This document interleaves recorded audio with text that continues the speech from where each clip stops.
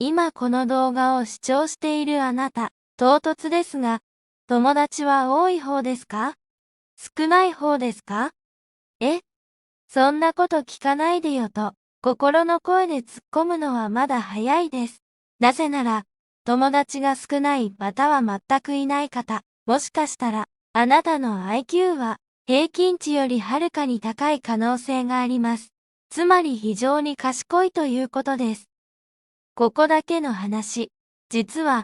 中の人も友達は非常に少ない方で、リア充が怖いと日々思っている人種ですが、これは決して私が適当に言っているのではなく、れっきとした研究結果なのです。皆さんこんばんは。枕元の寝かしつけ屋です。本日のお布団タイム動画のテーマは、知能指数と社交性の関係です。これを見たら、明日からは、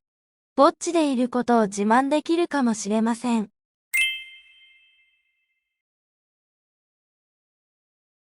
英国ロンドン大学の心理学者、サトシ金沢氏の研究チームが1500人を調査対象にし、彼らの社交状態と幸福度の関連性を調査しました。研究結果によると、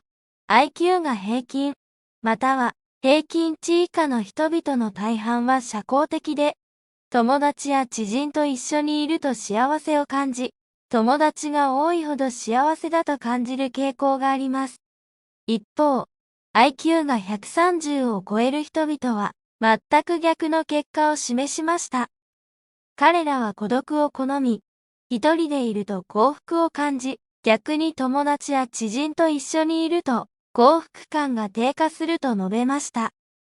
サトシ金沢氏はこの現象について独自に解釈しています。IQ が高い人は他人の欠点や考えを簡単に察知できるため、自分だったら普通行わない行動、選ばない選択肢によって起こり得るリスクから無意識的に自分を守りたがる傾向が強いのだそうです。簡単に言えば他人の問題に首を突っ込みたくないということ。なぜなら、関われば何かしら面倒ごとに巻き込まれると、最初から分かっちゃっているから、自分一人だったら、面倒なことも簡単に処理できると自負しているが、複数の人と一緒に行動しなければならない場合は、まず話し合いからスタートすることが多く、それが高知能の人から見れば、非常に効率が悪い行動で、なるべく避けたいのです。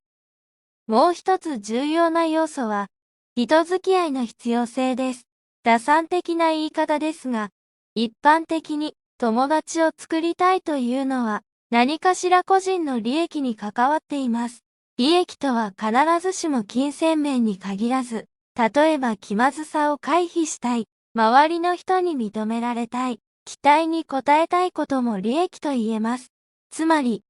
人との関わりにおいて、感情的サポートを求めています。しかし、研究によると、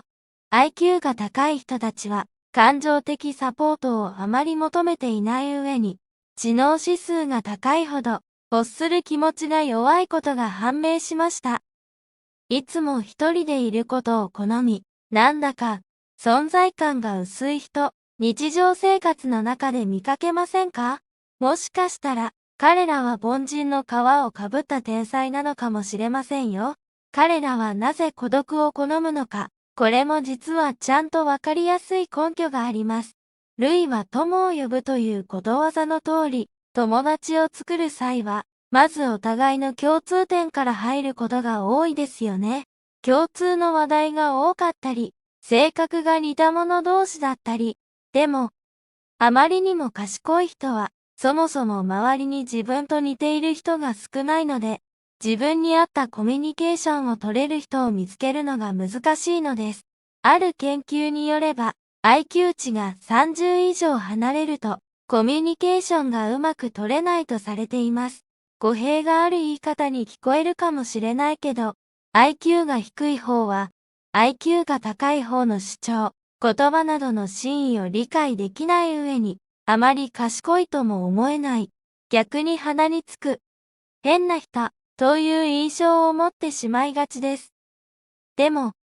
これはあくまでも IQ 値が30以上離れている場合の話です。こちらは知能指数の分布図ですが、平均数値と言われているのは全体の 68% を占めている85から115の間です。それ以上となると割合は徐々に減っていき、145以上となると地域や研究によって異なりますが、一般的には 0.1% から2% 未満の割合だと言われています。先ほどの観点から言うと、つまり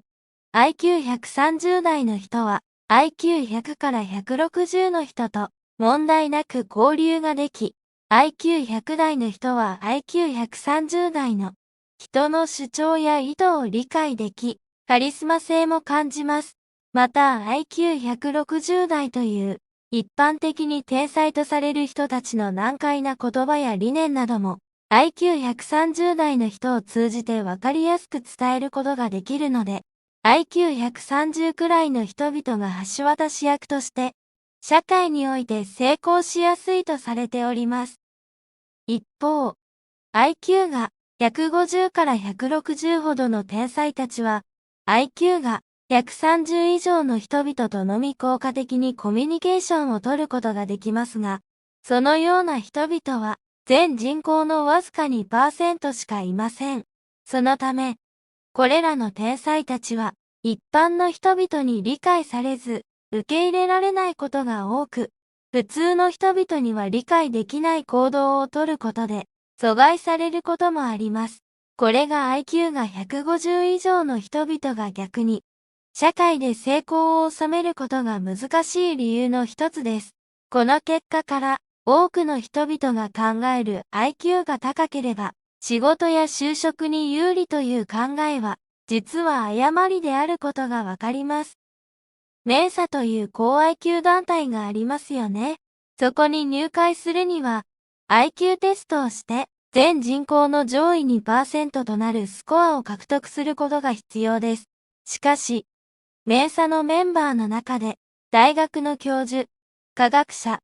企業の経営者などの高収入の仕事をしている人々は、ほんの一部であり、残りの大部分のメンバーは、ごく普通の仕事をしているか、無職も珍しくはないです。これは、高 IQ と社会的成功との間に強い因果関係がないことを別の角度から示しています。現在の世界各国の教育制度は平均的な IQ を持つ一般の人々のために設計されています。一般の人々は独学だけで新しい知識やスキルを完全に習得することが難しいので、教えてくれる先生が必要なわけで、知識の習得状況を評価するテストがあるわけです。しかし、平均よりもはるかに高い IQ を持つ天才たちにとって、新しい知識を習得するのに、他人の助けはいらないのです。教室での教師のゆっくりとした授業のペースは、彼らにとって非常に退屈であり、試験の問題も彼らから見たら、馬鹿にしてるとすら感じるでしょう。それに対して、苛立ったり、反抗的な行動をとったりすれば、教師や親からの反感を買うことにつながりますので、もったいない話ですが、天才だからといって、常に周りの人から称賛され、認められるわけではないのが実情です。そのため、一部の天才たちは自暴自棄したり、あるいは非行に走ってしまうこともあります。話を IQ と社交性の関係に戻しますが、ここまでの内容をまとめると、高い IQ を持つ人々は、平均的な IQ を持つ人々と比べて、周りとの交流が難しかったり、孤立されたりして、強いては生きにくさを感じることもあるかもしれません。わかりやすく言えば、一般的な社会活動において、アインシュタインより普通のサラリーマンの方が適応能力が高いのと同じです。でも、IQ が高いか低いか、友達が多いか少ないかは、一部の能力を示すものに過ぎません。あえて孤独を選ぶ人も、友達とワイワイするのが楽しい人も、本人が幸せなら、他の評価なんてどうでもいいです。死ぬ価値は、自分らしい生き方を見つけ、心地よく生きることが最も重要なんじゃないでしょうか。本日の動画はここまで。もしこの動画が気に入ったら、いいねやコメント、チャンネル登録をお願いします。最後までご視聴ありがとうございました。では、おやすみなさい。